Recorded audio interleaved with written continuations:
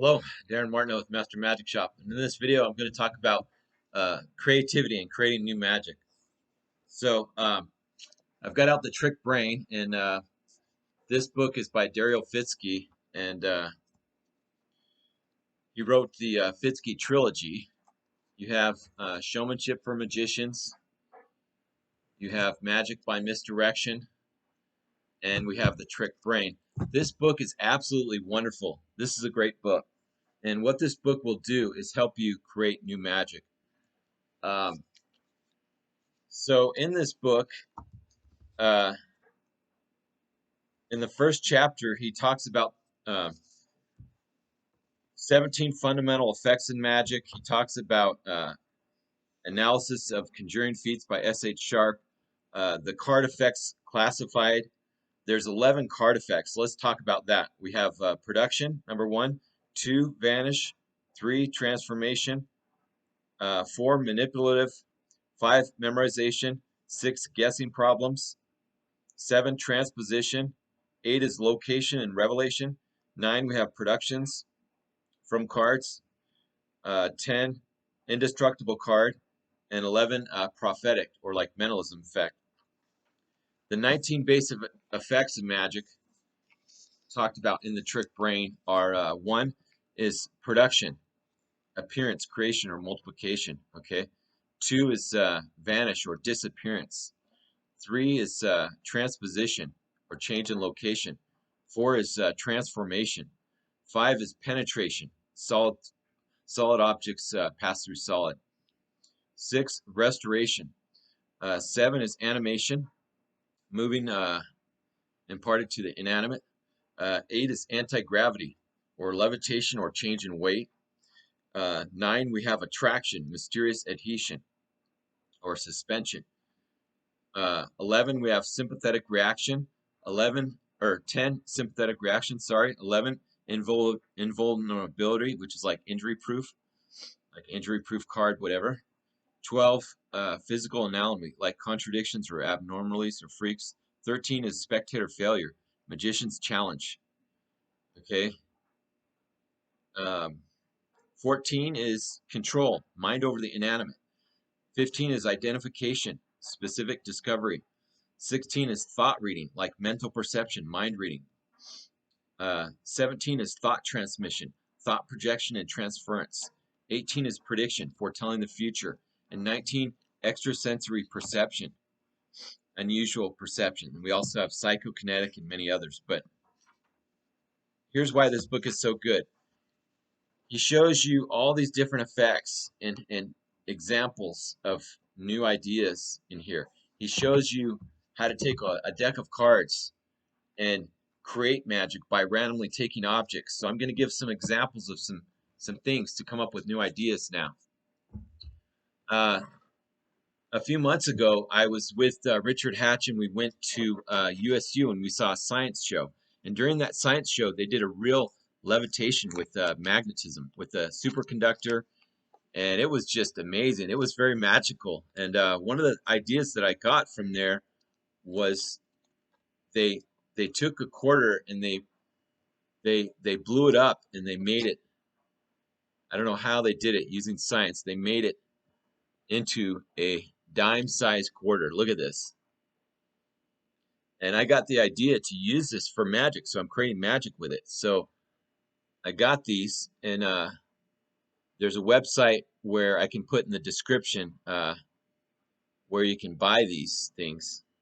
So this is just a regular size quarter, and this is the blown up quarter where they've compressed it.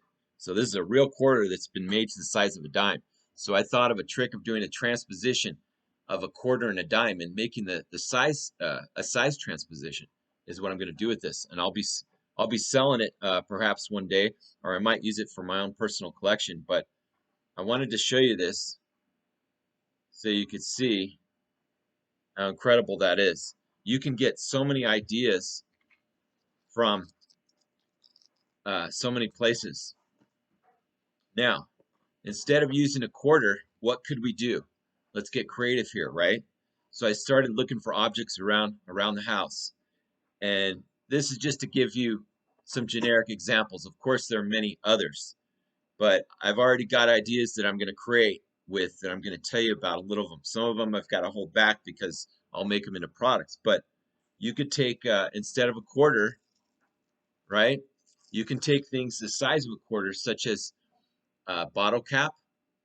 See, you can see what you can do with that. You can do all the same manipulation, uh, pretty much, that you do with coins, you can do with caps, which led me to an idea of doing a cap in a bottle.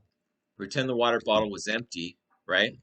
I would cover it with a silk. I would do my cap and bottle because I have a really good version of this. Um, I could link it in the description.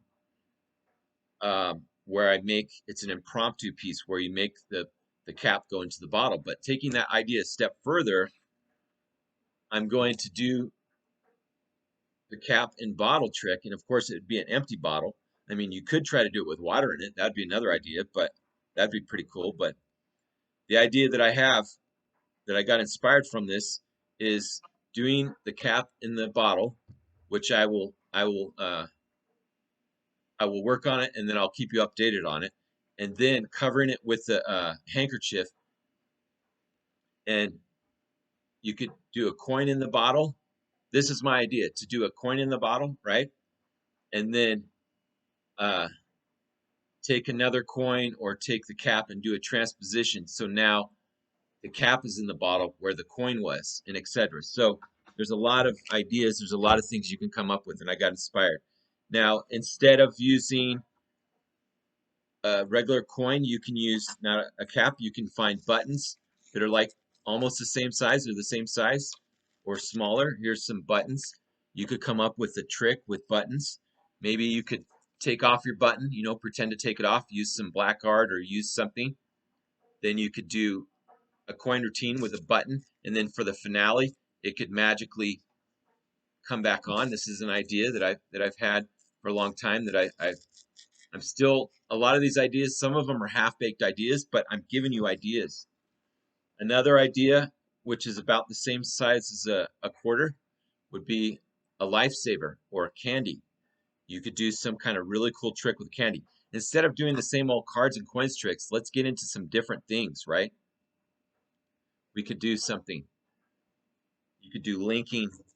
You could make it go back in the wrapper. You could link it. You could do all kinds of crazy things. Now, instead of using coins, instead of doing the old coins across, what about using these and maybe doing a spellbound with a cracker and a Eisenhower, Ike, silver dollar, or you could do three fly, you know, or you could do something where you make the cracker vanish and then it comes out of your mouth, or so many ideas. And these are just to give you some examples of how I get inspiration and create my magic. Because some people wonder, how is Darin Martineau so creative? You've got to work at it. If you're not as creative kind of person, just start by taking a classic and put your own twist on it, and that's how you'll develop it further. So I hope this inspires you guys, my friends, and thank you very much, and all the best in your magical journey.